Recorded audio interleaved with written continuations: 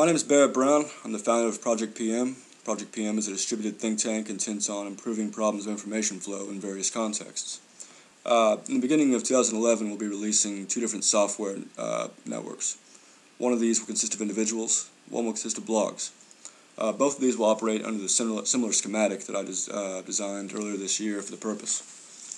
And although I've sort of given an overview of how this will work in Vanity Fair and Skeptical Inquirer and some other outlets, I want to provide a sort of a visual representation as well, just by way of a better avenue of understanding. Here we have the blogosphere in all its glory. Each of these letters represents an individual blogger.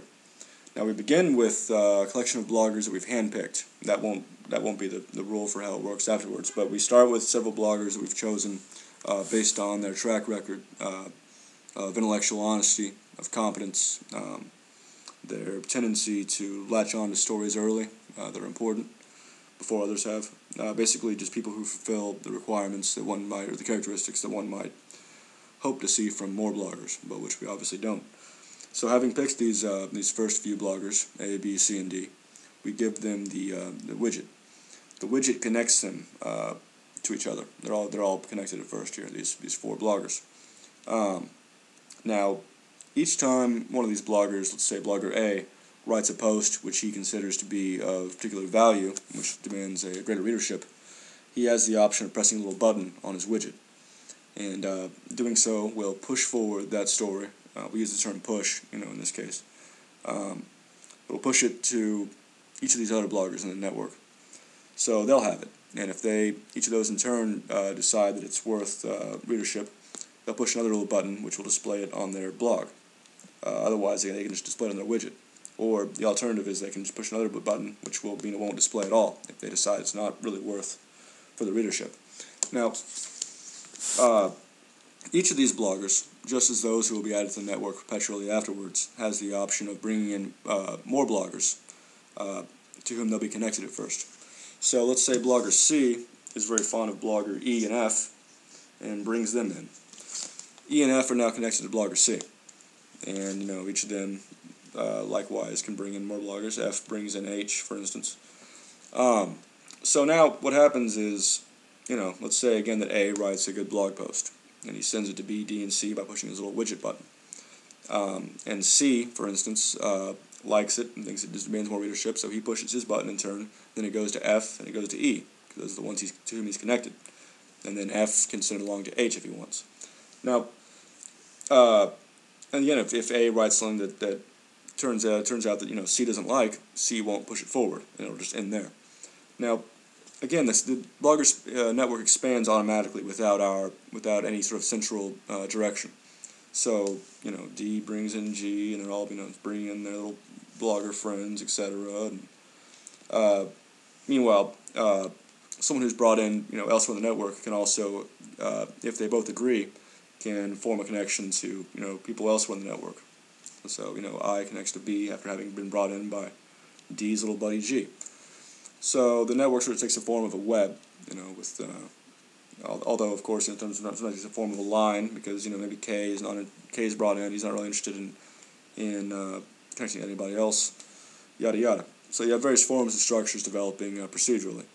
Now, let's say we see this problem with networks like Reddit, for instance. Reddit is a user-driven network, sort of a compilation of stories people submit and they vote upon, and they vote them up and they appear on the top of the page, etc., etc. Reddit started out, with a sort of natural filter. People who knew about Reddit were more likely, by definition, to be, scientists or some of the better journalists, just people who are just more erudite in general. And then as knowledge of Reddit expanded, that natural filter that kept the average user base very erudite sort of began to decline. So, although a lot of the people who joined later on, were just as erudite as the original, many of them weren't, because of course there's no invitation system. Anyone can join, and as that natural filter sort of deteriorates, based on it being easier to know about Reddit, the average quality, sort of takes a fall, And this is not to disparage on Reddit, which is still a very good source of information. But our system is invitation only, and starting with these very erudite people of very good judgment, with that foundation, people brought in tend to be of good judgment as well. Having said that, over time, one can't in that manner maintain that same level necessarily. Inevitably, C brings in F, who brings in H, brings in L. C, again, has, like the other ones here, have very good judgment. We've picked them for that reason. C brings in F, who has so-so judgment, so-so erudition.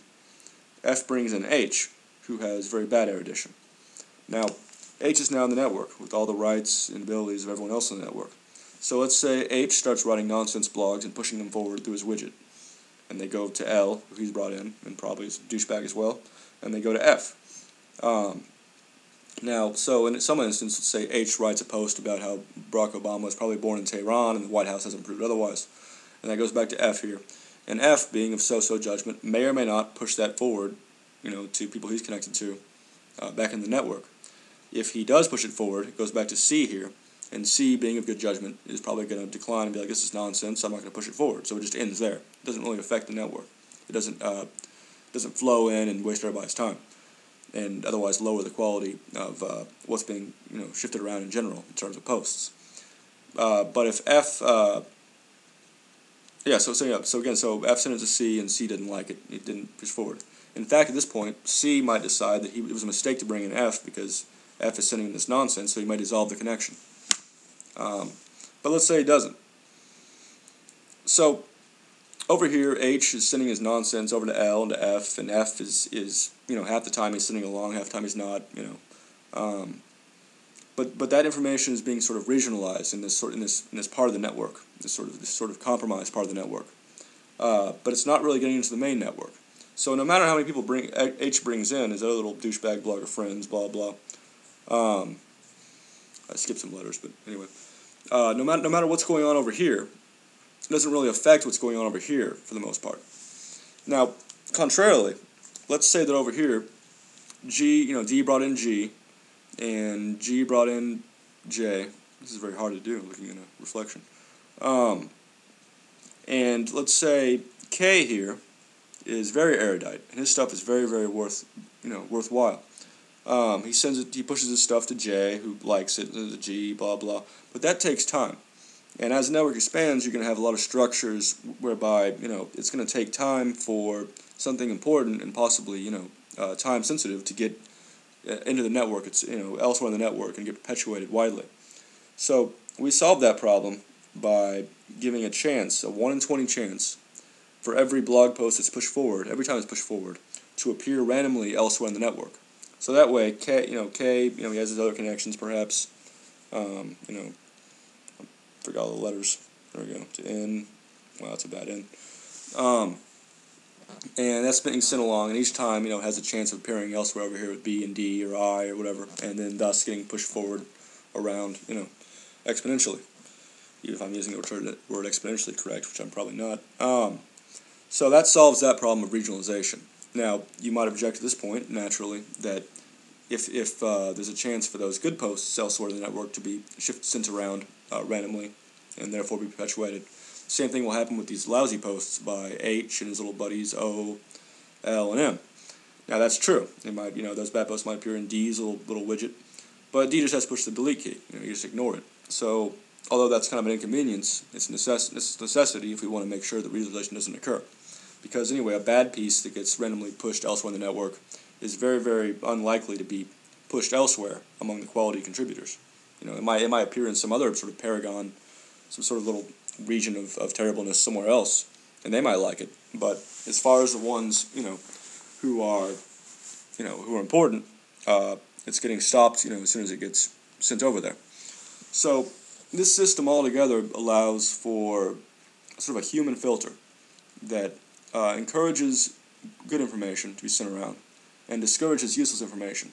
Obviously, this is all up to the judgment of the people there. There's no objective, scientific, mathematical method of differentiating between bad information and good information. But that's why it's so important that we brought in these bloggers that are, that have a track record of erudition.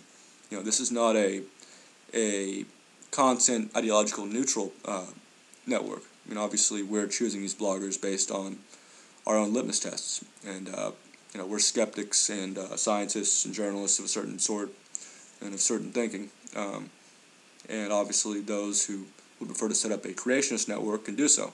And this schematic is obviously not copyrighted, free to the public. They can do that and whatever. Even within our own network, creationists can join elsewhere in the network, but they're not going to be, not going to have much luck probably getting their nonsense sent around elsewhere. So beyond that, there's a reader widget that anyone can download, and this widget displays any post anywhere in the network that has been pushed forward, a certain number of times, whether it be 10, 20, 50. So this reader widget, it works off a human filter of these very erudite people altogether, and provides what should be the best means of obtaining information in existence. The alternatives, of course, right now are editorial page editors, newspaper editors who have had a very, very mixed track record over the past 10 years in particular of deciding what's important.